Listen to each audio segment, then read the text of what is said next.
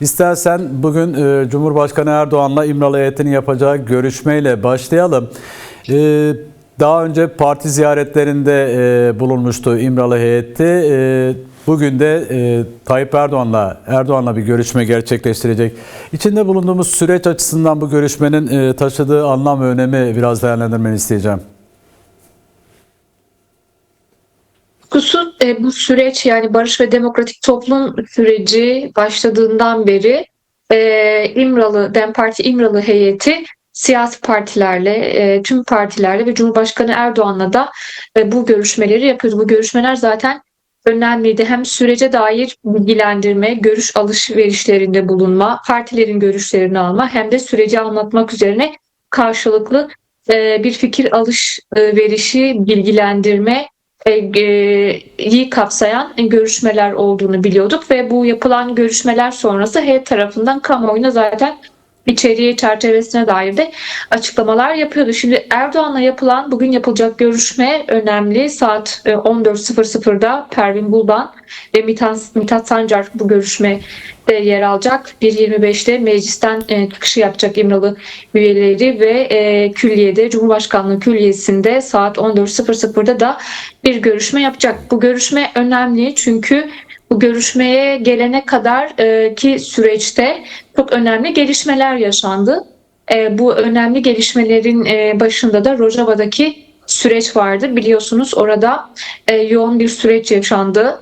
Ve bu yaşanan sürecin ardından geçici Şam hükümeti ve oradaki özerk yönetim kasedi arasında bir anlaşma imzalandı ve bu şimdiki yaşanan süreçte anlaşma kapsamındaki adımların atılması yönünde ki gelişmeleri yakından takip ettiğimiz bir süreci yaşıyoruz. Oradaki sürecin de henüz tamamlanmamış olduğu, buradaki sürecin de devam ettiği ve rapor aşamasında, yani nihai rapor aşamasına gelinen bir haftada bu görüşme yapıldı.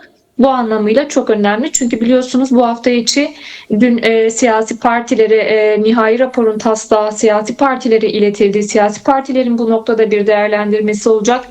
Bu değerlendirmeleri komisyon üyelerine aktaracak siyasi partiler ve komisyonun bu hafta içi toplanması bekleniyor. Bu nihai raporun son halini vermek üzere.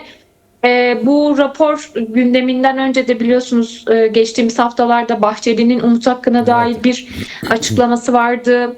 Yine Fethi Yıldız raporda Umut Hakkı'nın yer alabileceğini söyledi. AKP'li Elitaş'a bu soru yöneltildi.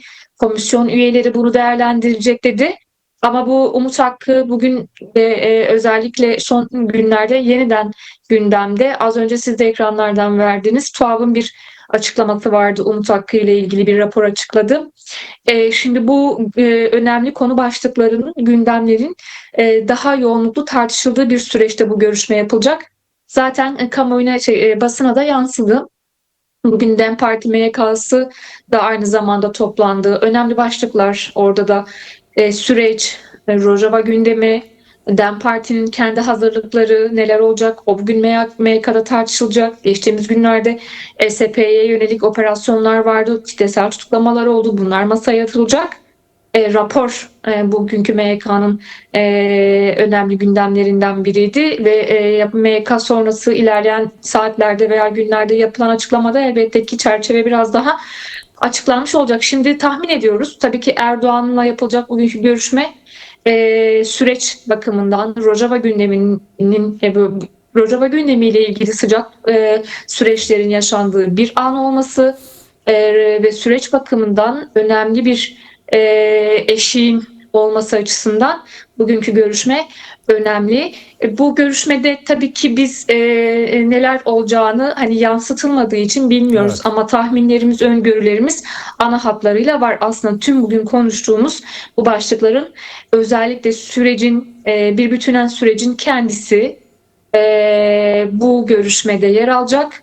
Heyet de önceki dönemlerde yaptığı gibi yani görüşme sonrası bir şey yapar diye düşünüyoruz. Yapmasını bekliyoruz. Bir açıklamayla belki görüşmenin ana hatlarıyla çerçevesini kamuoyuna yansıtacak. Bu anlamıyla önemli.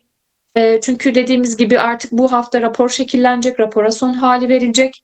Bu görüşmede ne çıkacak? nasıl geçecek, rapora nasıl yansıyacak, sürece nasıl yansıyacak, gelişmelere nasıl yansıyacak hep beraber takip edeceğiz.